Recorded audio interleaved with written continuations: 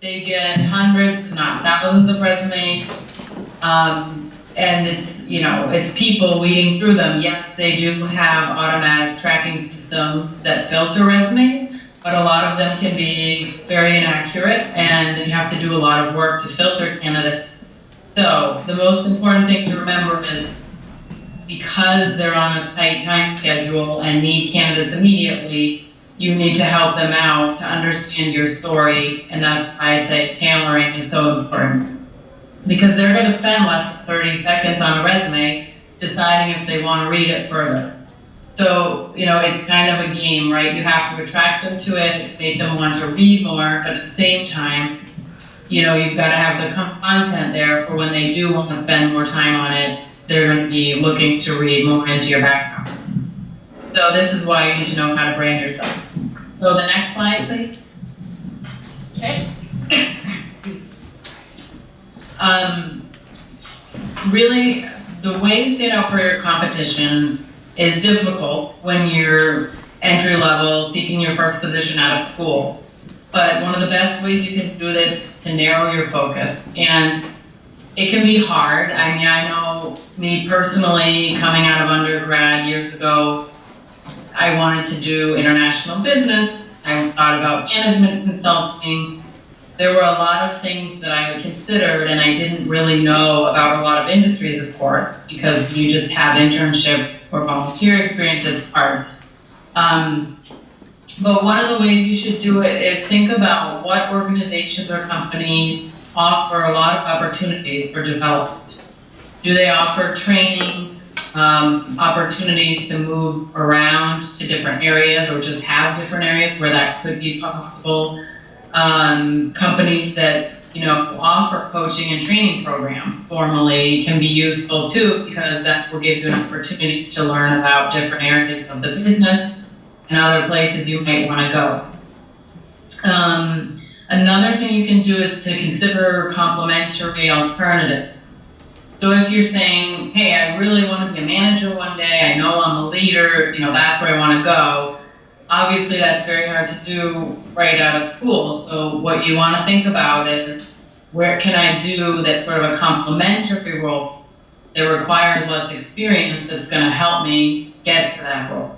So consider, applying to the roles that require a little bit less experience with the goal of getting further down the road later on. And then the third thing is really tailoring the materials. And I keep saying this, but it is so important, and I don't see it done often enough. It doesn't mean that you have to rewrite your CV every single time. But what you should be paying attention to are the required and the preferred qualifications in a job post. Those are going to tell you the top things that they want you to have, and they should be very clear on your CV and your LinkedIn profile, frankly. So you want to have a career profile at the top of your resume. We'll talk about that more in a little bit, but that summarizes your skills, that addresses those areas. So it could just be that you're tailoring that piece every time you present a CV to an employer.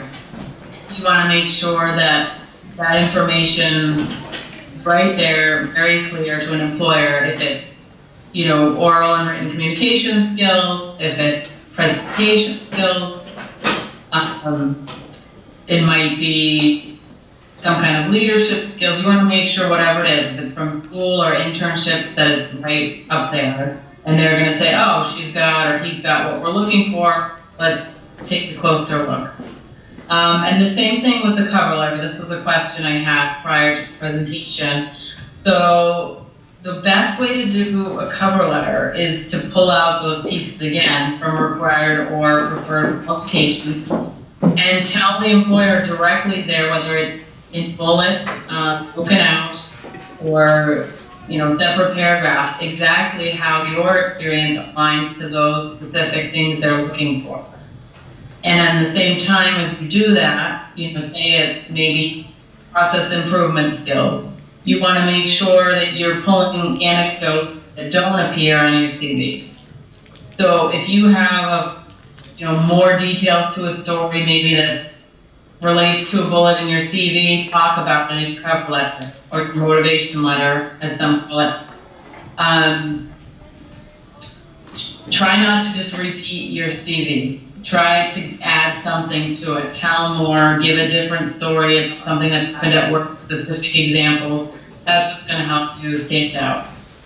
And the last thing really is to show enthusiasm. I know I was just reminded the other day of a company I interviewed for after coming back from overseas after undergrad.